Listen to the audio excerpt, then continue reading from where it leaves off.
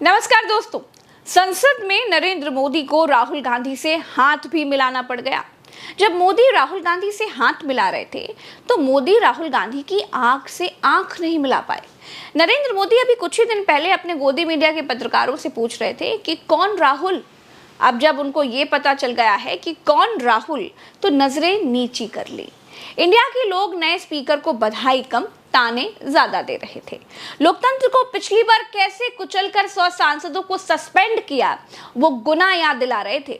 तो अगली पंक्ति में बैठे मोदी जी के चेहरे की हवाइयां भी उड़ी हुई थी। ये तस्वीर देखिए जरा, इसमें नरेंद्र मोदी जी की खुशी देखिए और ये देखिए आज की तस्वीर, इसे भी देखिए, आपको बड़ा अंतर दिखाई देगा। उदासी और निराशा से घिरे हुए नरेंद्र मोदी आपको बिल्कुल साफ दिखाई दे जाएंगे। देखिए, ये काल चक्र है प्रज्ञा जी, ये उल्टा चलना शुरू हो गया है। हर व्यक्ति का एक समय आता है। अब समय राहुल गांधी का आता हुआ दिखाई दे रहा है। तो क्या मोदी जी का समय खराब शुरू हो गया है क्या राकेश पाठक सर? देखिए, मैं खराब तो नहीं कहूंगा, लेकिन कठिन समय तो उनका शुरू हो ही गया है। कठिन इस मायने में कि 2024 का चुनाव उनके बड़बोलेपन, उनके अहंकार, उनके तमाम सारे तुगलकी फैसलों पर, उनके तानाशाही रवैयों पर जनता के द्वारा नकार का फैसला है। जनता ने उन्हें नकार दिया है। नैतिक रूप से उनकी हार है, क्योंकि वे 400 पार का नारा देकर चुनाव में आए थे। वे खुद को अविनाशी, अवतारी, दैवी पुरुष बता रहे थे और विपक्ष के नेता का इस कदर अपमान कर रहे थे कि कह रहे थे शहजादे की उम्र से कम सीटें आएंगी कांग्रेस पार्टी की। शहजादे की उम्र से दुगनी लगभग सीटें कांग्रेस पार्टी की आ गई। बॉडी लैंग्वेज, क्योंकि मेरे को थोड़ा सा अनुभव विदेश मंत्रालय का भी है, मैंने काफी टाइम वो भी कवर किया। तो जब कोई बाहर से टॉक के लिए इंडिया में आते थे तो जो उसमें जनरली ये वर्ड अंग्रेजी पत्रकार ज्यादा यूज करते थे, फिर टीवी में जैसे बीबीसी वाले या दूसरे करते थे, वो बॉडी लैंग्वेज का यूज करते थे कि नेता की बॉडी लैंग्वेज क्या कह रही है। और मैं इस पे बड़ा मैंने इस पे अनुभव किया, आकलन किया, और मैं दो लोगों की बॉडी लैंग्वेज जानता था। वाजपेयी जी किसी भी कैबिनेट मीटिंग से किसी से भी निकलते थे तो मैं पहला जर्नलिस्ट होता था और मैं कैमरामैन भी होता था कि आज बोलेंगे और आज नहीं बोलेंगे, उनका एक अंदाज हमें दिख जाता था। अडवाणी जी ज्यादातर अडवाणी जी ब्रीफ करते थे किसी भी मीटिंग को, और अडवाणी जी का ये होता था अगर वो मीटिंग में से ऐसे करते हुए निकल रहे हैं तो आज ये बोलेंगे, और अगर वो ऐसे करके निकल रहे हैं तो हम फिर उठते ही नहीं थे कुछ पूछने के लिए, आज आप जो मर्जी कर लो बोलेंगे। तो ये होती बॉडी लैंग्वेज। दोस्तों, संसद में ओम बिरला को स्पीकर चुन लिया गया है। राहुल गांधी ने एक तीर से दो निशाने लगाए। स्पीकर पद का पर्चा भरवाकर संदेश दे दिया कि विपक्ष इस बार कमजोर नहीं है। दूसरी तरफ संसद में वोटिंग भी नहीं कराई। इस तरह इंडिया हार करके भी जीत गया। संसद में नरेंद्र मोदी को राहुल गांधी से हाथ मिलाना पड़ गया। अब जाहिर है कि नरेंद्र मोदी जी के लिए बड़ी मुश्किल की घड़ी रही होगी। राहुल गांधी नेता प्रतिपक्ष बन चुके हैं। राहुल गांधी की अब कैबिनेट स्तर की रैंक हो चुकी है। नेता प्रतिपक्ष बनते ही नरेंद्र मोदी के तमाम फैसले अब राहुल गांधी के बिना हो नहीं पाएंगे। अब राहुल गांधी पीएम की परछाई बन चुके हैं। अब की बार संसद में नया ये देखने को मिल रहा है दोस्तों कि राहुल गांधी अकेले नहीं हैं। ये बात अखिलेश यादव ने पहले ही दिन दिखा दी। ओम बिरला को ऐसा धन्यवाद दिया कि वो कभी भूल नहीं पाएंगे। अखिलेश यादव जी का नेताजी स्टाइल वाला ये धन्यवाद सुनिए जरा। जिस पद पर आप बैठे हैं इससे बहुत गौरवशाली परंपराएं जुड़ी हुई हैं और हम सब यही मानते हैं कि बिना भेदभाव के आगे बढ़ेगा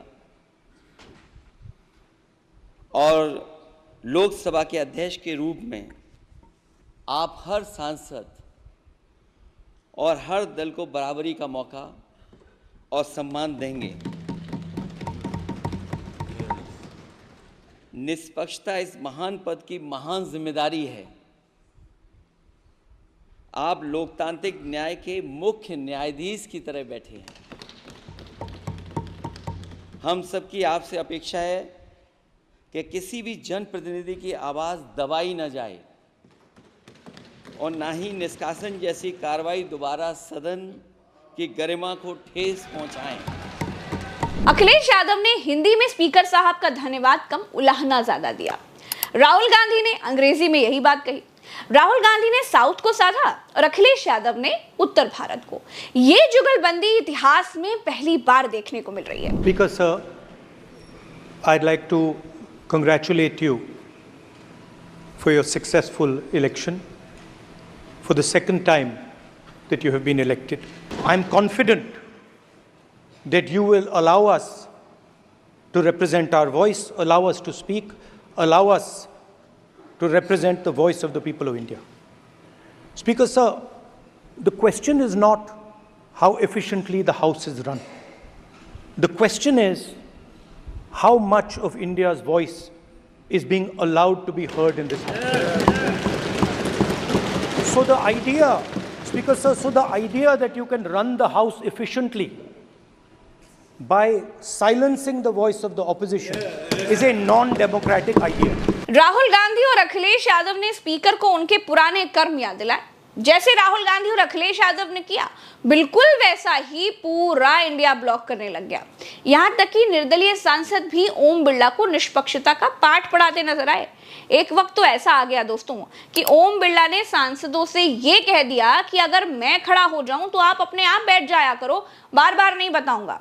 पहले ही दिन अपनी इतनी बुराई कोई नहीं सुन सकता। ओम बिरला भी नहीं सुन पा रहे थे। अब उनको समझ में ही नहीं आ रहा था कि स्पीकर बनने पर खुश हो जाऊं या फिर मैं पिछली बार इतना खराब स्पीकर बना था उसके लिए रोने लग जाऊं।